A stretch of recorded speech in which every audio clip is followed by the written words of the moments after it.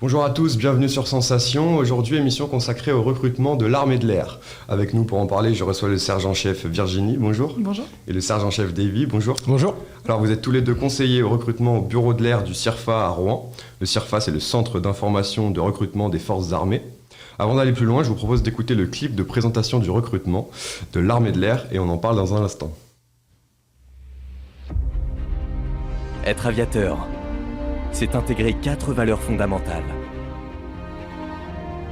Servir. Protéger. Apprendre. Se dépasser.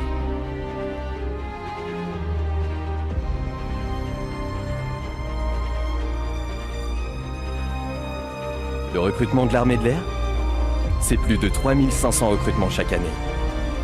Pour des jeunes, âgés de 16 à 30 ans, accessibles à partir de la 3e. C'est 13 domaines d'activité, soit plus de 50 métiers. Pilote navigateur.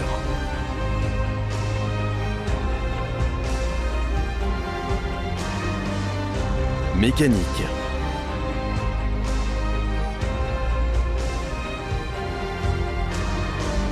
Sécurité protection.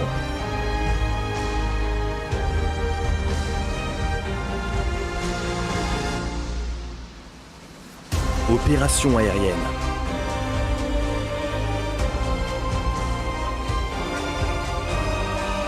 Informatique.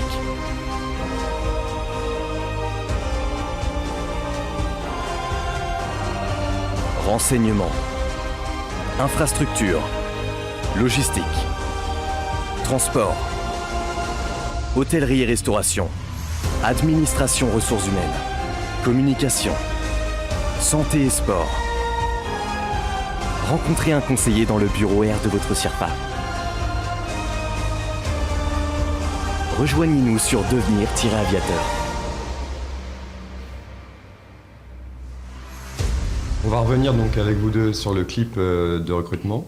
Donc d'abord sur les valeurs défendues par l'armée de l'air, servir, protéger, apprendre, se dépasser. Est-ce que vous pouvez développer un peu ? Oui, alors servir, tout d'abord, il faut avoir le sens du service, puisque c'est un engagement, c'est pas un simple contrat. On veut adhérer à des missions et puis se rendre utile. Protéger, nous on va essentiellement protéger bien sûr l'espace aérien avec la mission de police du ciel et puis l'espace tout court puisqu'on a des intérêts dans l'aérospatial. Se dépasser, pourquoi ? Puisqu'il faut avoir quand même un état d'esprit, il faut avoir une volonté de toujours dépasser ses limites. Et puis le dernier que vous avez dit, apprendre. Apprendre parce qu'on n'est pas né militaire, ça s'apprend et dans tous les cas, quel que soit le cursus qu'on va choisir, il faut avoir envie d'apprendre à devenir militaire et apprendre un métier au sein de l'armée de l'air. On l'a entendu, chaque année, l'armée de l'air recrute et forme plus de 3500 hommes et femmes de 16 à 30 ans. Déjà, quelles sont les qualités personnelles qu'il faut avoir pour s'engager ? Effectivement, les qualités personnelles, de toute façon, c'est... Je dirais être un petit peu sportif. On ne demande pas forcément que des athlètes de haut niveau, mais ça reste quand même l'une des prérogatives pour pouvoir s'engager au sein de l'armée de l'air. Ensuite, on a différents examens, je dirais, de tests de sélection en fonction des cursus pour lesquels on va devoir se présenter. Après, je dirais les prérogatives primaires pour pouvoir s'engager, ça va être français, être un peu sportif. Ensuite, venez et avoir entre 17 et 30 ans, voilà. Et ensuite, venez comme vous êtes et il y aura des épreuves de sélection pour voir si vous pouvez vraiment vous engager. Donc, c'est pas forcément accessible à tous, il faut d'abord passer des épreuves de sélection. Alors, c'est accessible à tous à partir du moment où on est français, qu'on a entre 17 et 30 ans et qu'on est un petit peu sportif. Voilà. Après, effectivement, il y aura des épreuves de sélection qui vont définir si on peut vraiment partir sur une voie qu'on aurait choisie au préalable dans un CIRFA avec un conseiller en recrutement. Alors, quand on parle de l'armée de l'air, on pense évidemment immédiatement aux pilotes. Mais l'armée de l'air, c'est 13 domaines et plus de 50 métiers. On l'a entendu dans le clip tout à l'heure. Hôtellerie, restauration, ressources humaines, logistique. C'est décidément très varié. Oui, alors effectivement, nous, notre outil principal, c'est l'aéronef. On a des avions de chasse, de transport, des hélicos, des drones. Mais autour de ça, on ne peut pas avoir juste un pilote dans l'armée de l'air pour qu'une mission puisse aboutir. Déjà pour la maintenance, un avion déployé à l'étranger, c'est beaucoup plus de techniciens qui vont intervenir que de pilotes à bord de l'aéronef. Après, quand des avions sont déployés, il faut aussi assurer la protection. Donc on a des maîtres chiens pour ça. C'est vraiment toute une armée qui va exercer autour de nos équipements. On va voir ensemble à présent les étapes de recrutement. Comment ça se passe concrètement? On commence à faire un tour sur le site, devenir aviateur.fr. On vient directement vous voir et ensuite il y a un entretien, des évaluations intellectuelles, physiques. Comment ça se passe? Alors effectivement, on peut au préalable, je dirais, passer par le site internet, donc devenir-aviateur.fr. On peut y créer une fiche et dans ce cas-là, votre CIRFA de zone, donc votre centre de recrutement de zone le plus proche, vous rappellera pour voir si vous désirez avoir un rendez-vous avec un conseiller en recrutement. Si vous n'avez pas d'accès à internet ou que vous n'avez pas forcément envie de créer votre fiche sur internet, vous pouvez trouver nos coordonnées facilement sur Google et téléphoner directement au CIRFA pour prendre un rendez-vous avec un conseiller en recrutement. Voilà. Quel que soit le recrutement que vous cherchiez au sein de l'armée de l'air, on pourra vous renseigner. Tous les recrutements ne passent pas forcément par nous, mais en tout cas, on pourra vous renseigner sur tous les types de recrutements possibles au sein de l'armée de l'air. Alors, imaginons un jeune homme ou une jeune femme passionnée d'aviation dont le rêve est de devenir pilote. Comment est-ce que vous l'orientez? Comment est-ce que vous jaugez sa motivation? Alors déjà, les tests, c'est en flux continu. Souvent, on a l'impression que pour être pilote, il faut un bac +8.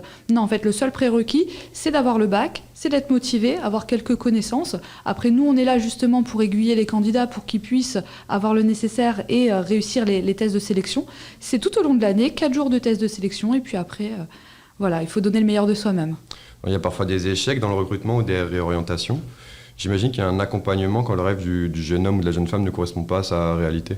Tout à fait. Alors effectivement, hein, on a, vous vous en doutez, beaucoup de candidats, notamment pour les carrières dans le domaine du pilotage, qui viennent nous voir. Dans ces domaines-là, effectivement, on a malheureusement pas mal de gens qui, entre guillemets, passent à la trappe. Mais voilà, c'est pas parce qu'ils peuvent pas devenir pilotes qu'ils peuvent pas embrasser une autre carrière au sein de l'armée de l'air. Des carrières même proches des métiers de pilotage, comme, je sais pas, navigateur ou d'autres métiers, voire des choses qui sont un petit peu différentes, où on n'est pas forcément à bord d'un avion, mais comme le disait ma collègue au début, quel que soit le métier qu'on va faire au sein de l'armée de l'air, on va tous à peu près concourir à la même mission, c'est-à-dire faire voler nos avions, de près ou de loin. Que ce soit le cuisinier qui fait la nourriture au pilote ou moniteur de sport qui va entraîner ce pilote-là pour qu'il puisse encaisser des facteurs de charge, etc. Voilà, on concourt tous un petit peu à faire voler nos avions. Ça arrive souvent des réorientations comme ça au niveau du recrutement? Alors nous, on réoriente pas, c'est-à-dire que c'est vraiment le candidat ou la candidate qui vient avec un projet et on va tout faire pour l'accompagner pour réussir ce projet-là. Si on veut être, par exemple, je sais pas moi, technicien sur aéronef et que finalement on oriente le candidat sur un métier de maître chien, c'est pas le même profil, c'est pas ses ambitions.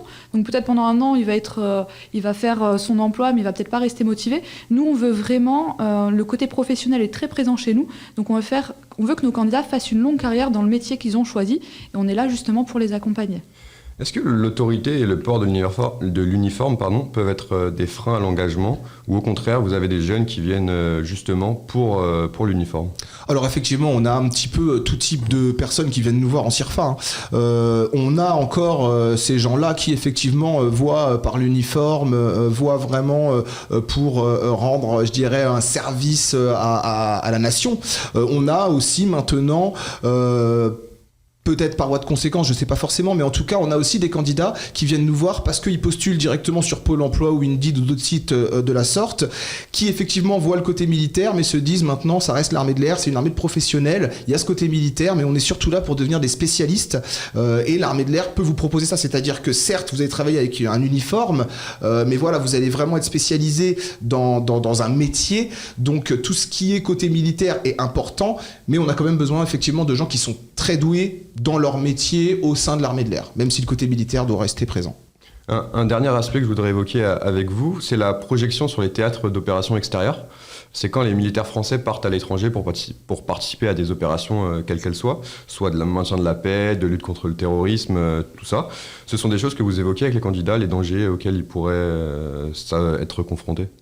Alors le danger, il existe, c'est sûr, ça fait partie de notre contrat d'engagement, mais après on le tempère, c'est-à-dire que déjà on n'est pas la profession dans laquelle il y a le plus d'accidents mortels en tant que militaire, et après tout est analysé. Quand on part en opération extérieure, on part pas sans avoir étudié le théâtre, on sait à quoi s'attendre, on connaît la menace, et tout est fait pour sécuriser au maximum. Après le risque zéro n'existe pas, on prévient bien sûr nos candidats que l'engagement entraîne forcément des déploiements en opération extérieure ou même des missions de courte durée en Outre-mer. Ça fera partie de l'engagement, effectivement. Merci, sergent-chef Virginie et sergent-chef David, d'avoir été avec nous. Je rappelle que vous êtes tous les deux conseillers au recrutement du bureau R du CIRFA de Rouen. Pour en savoir plus sur les recrutements de l'armée de l'air, 2 possibilités s'offrent à vous. Soit venir vous voir, mais il y a aussi le site devenir-aviateur.fr. Vous pouvez retrouver cette émission en podcast audio et vidéo sur notre site ou notre application Radio Sensation.